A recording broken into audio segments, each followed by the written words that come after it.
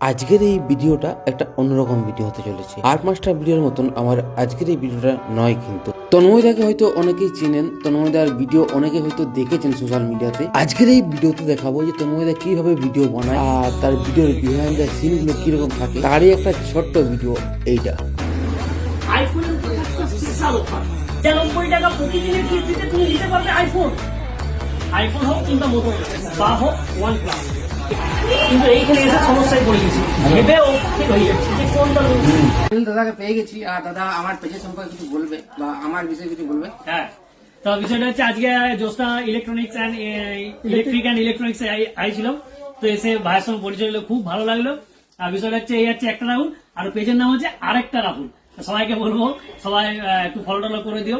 আর YouTube আরেকটা নাম আছে, আরেকটা রাহুল ইউটিউবে চ্যানেল আছে, আরেকটা রাহুল, প্লিজ সবাই ফলো করো। ছোট ছোট মিনি ব্লগ বানায়, মজাদার, বেশ ভালো লাগবে, সবাই দেখো, খুব ভালো চ্যানেল। Thank you.